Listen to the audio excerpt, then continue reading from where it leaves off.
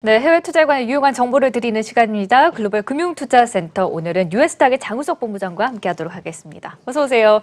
반갑습니다. 네, 안녕하세요, 본부장님. 자, 지난 시간 저희가 그 버크셔 해서웨이의 2분기 주식 변동분을 알아보지 않았었습니까? 알아봤죠. 네. 그리고 그때 이제 미국 증권거래위원회 보고 의무에 따라서 우리나라 국민연금도 이제 미국 주식 보유 현황을 맞습니다. 이제 공개를 했다라고 제가 들었는데 어떻습니까? 그 현황이? 이제 1억 달러를 보유하게 되면 무조건 SEC에 보고하게 되어 있는데요. 국민연금공단 역시 보고했는데 워낙 방대한 양인데 제가 10분짜리로 요약을 했으니까 같이 좀 살펴보시면 좋을 것 같습니다. 일단은 약 한 300억 달러 정도의 규모를 좀 보이고 있고요. 원화로 치면은 36조 원 정도의 규모로 운용을 하고 있다고 합니다. 그다음에 업종별로 좀 보게 되면요. 금융이 가장 높은 비중입니다. 22.89%. 그다음에 IT가 17%, 임의소비자가 9.78%, 필수소비자가 8.11%인데 약간 이게 이게 금융이 조금 낮고 IT가 더 올라갔어야지 제가 보기에 좀 좋아 보이는데 어쨌거나 금융을 좀 많이 싣고 있고요. 그다음에 일단 전체가 종목수가 511개 종목이라고 좀 보면 될 것 같습니다. 상품별로 좀 봤더니요. 일단 국내 주식이 16.45%의 비중을 차지하고 있고 해외가 지금 21% 차지하고 있는데 이게 좀 원래 바뀌었었어요. 원래는 국내가 더 많았고요. 해외가 작았는데 최근에 이제 워낙 많은 분들이 해외 쪽으로 가자라는 얘기 하다 보니까 해외가 지금 20% 이상의 보유를 하고 있고요.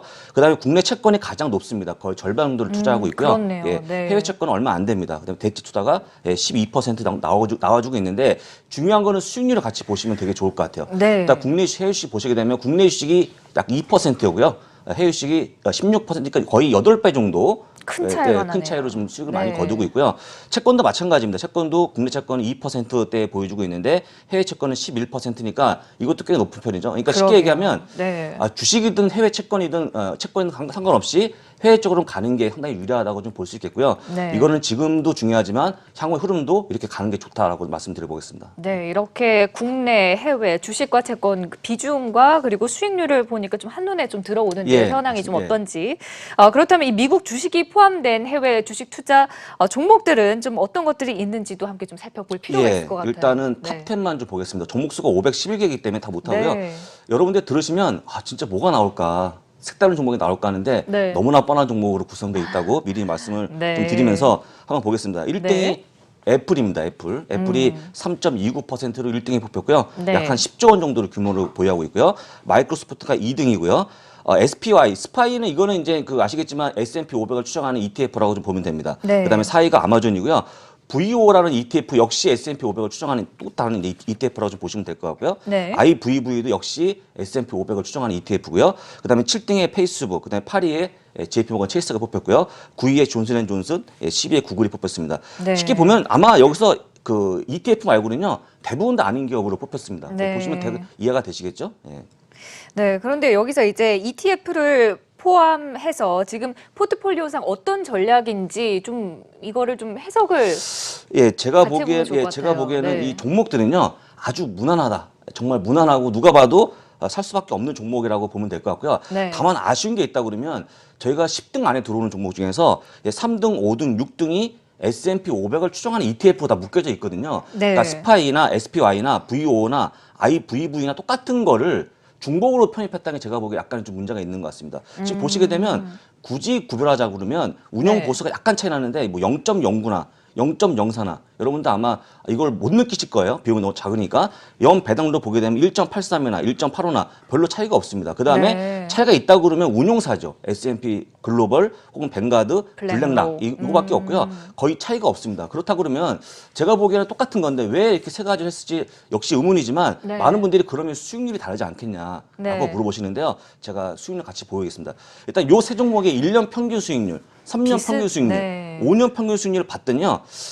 이게 차이가 있나요? 제가 보기에는 뭐 거의 차이가 없어 보면 특히 5년 같은 경우에 10.80, 10.89, 10.87 거의 차이가 없기 때문에 제가 보기에 다 좋은데 굳이 똑같은 ETF를 이렇게 세 개를 넣었을까라는 생각이 들고요. 이거는 또 한편으로 보게 되면 국민연금에도 역시 전문가가 있어갖고 다양한 종목을 뭔가 알려줬어야 되는데 일단은 많이 모를 것 같아요. 제가 생각하기에. 그러다 보니까 그냥 넣었는데 똑같은 걸 넣으면 안 되니까 약간의 그 ETF 다른 걸로 넣어서 약간의 좀 다양성을 보인 게 아닌가 생각이 듭니다. 네.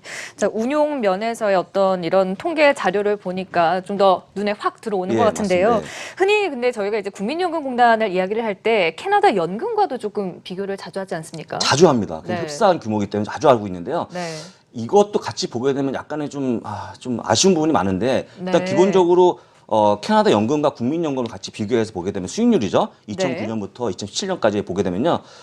마이너스 0.92%가 지금 국민연금입니다. 마이너스입니다. 마이너스. 보라색이 지금 위쪽에 있는 게 캐나다 연금이고 위에 쪽에 아래가 붉은색이 일단 캐나다고요. 아래쪽 흰선이 국민연금인데 국민연금이 지금 0%가 안 되는 마이너스 수익률을 좀 보여주고 있고요. 누적 수익률이. 캐나다 연금은 8.4%의 높은 수익률을 보여주고 있기 때문에 수익률 면에서 확 차이가 나는 거죠. 많이 아쉽네요. 이게 왜 그러냐고 많이 물으시는데 첫 번째 제가 이제 그 요약을 했는데 첫 번째는 캐나다 같은 경우 완전한 독립기구이기 때문에 절대 정부의 영향이 없다라고 좀 보시면 됩니다. 근데 뭐 한국은 약간 다르다고 좀 보시면 될 것 같고요. 그다음에 아까 얘기했지만 국민연금이 지금 가장 중요한 게 해외 주식 전문가가 부족하다는 거거든요. 종목을 추릴 수가 없는 능력인데 캐나다 같은 경우는 워낙 지금 월등한 일단 인재로 구성이 돼 있다고 보시면 좋을 것 같고요. 캐나다는 어떻게 돼 있습니까? 아래쪽에 미국이 있잖아요. 그러다 보니까 미국 주식에 대한 굉장히 많은 투자를 하고 있고요. 반면에 매번 말씀드리지만 지금 대한민국 같은 경우 미국 주식 투자하시는 분이 지금 0.8명 정도 되거든요. 100명 치게 되면 한 명이 채 안 되기 때문에 이런 부분 상당히 좀 제가 보기에는 좀 아쉬운 부분인데 개인적으로 제가 보기에 이런 부분들이 바뀌어야 되는데 일단 아까 말씀드린 여러 가지 내용 중에서 해외 주식 투자에 대한 어떤 그런 약간의 뭐랄까요 선호도 이게 좀 가장 큰 문제라고 좀 보고 있습니다. 그런데 나가는 표가 이건데요. 그렇기 때문에 뭐가 문제가 되냐? 국민연금이 만약에 운영이 안 되면 이게 지금 고갈이 된다고 그러면 상당히 문제가 되지 않습니까? 근데 지금 나왔던 걸 표를 보게 되면 30년 만에 최악의 성적표를 보고 있으면서 이게 점점 고갈 시기가 빨리 다가온다는 건데 이런 부분을 좀 지연시키기 위해서라도 해외 주식 해야겠다. 해외 주식으로 만약에 해서 만약 1% 늘리잖아요. 그럼 9년에 연장을 할 수 있는 고갈시킬 수 있는 걸 늘릴 수 있다고 합니다. 이게 참 특히나 젊은 사람들 같은 경우는 이제 국민연금에 대한 우려도 많거든요. 과연 내가 연금을 수령할 수 있을까 이런 우려도 있는데 이렇게 좀 포트폴리오 점검을 하고 나니까 본부장님 같은 분이 국민연금공단에 들어가서 열심히 좀 열심히 시켜준다 하겠고요. 말씀하신 것처럼 지금 중요한 건 뭐냐면 제가 아니고 저는 상관없죠. 상관없는데 자녀분들이 돈을 한다고 그러면 반드시 해외 투자에 대한 관심을 가져야 될 것 같고요. 두 번째 이거는 국민연금이니까 다르지 않습니다. 개인 똑같은 거죠. 개인도 똑같이 해외 주식에 대한 관심을 좀 가져야 되지 않을까 생각이 좀 들었습니다. 그렇죠.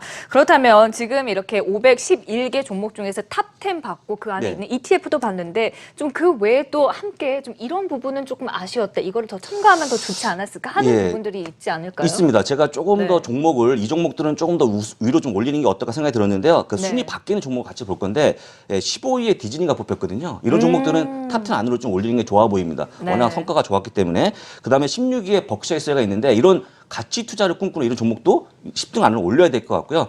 그다음에 22위에 마스터카드. 이거 제가 매번 말씀드렸잖아요. 오늘도 제가 카드를 쓰고 왔지만 분명히 10등 안으로 올려야 될 종목이라 다시 한번 말씀드리고 넷플릭스 같은 경우 약간 다르지만 이것도 역시 젊은 분들이 좋아하는 기업이기 때문에 이것도 제가 뭐 10위까지는 아니어도 20위까지 올리는 게 어떨까 말씀을 드려보고요. 이런 종목들이 많이 빨리빨리 구성이 돼야지만 수익률이 더 올라가지 않을까 생각이 듭니다. 네, 알겠습니다. 자, 이렇게 해서 오늘은 국민연금공단의 이제 포트폴리오도 함께 점검을 해보는 시간을 가져봤습니다. 지금까지 도움 말씀은 유에스탁의 장우석 본부장이었습니다. 말씀 고맙습니다.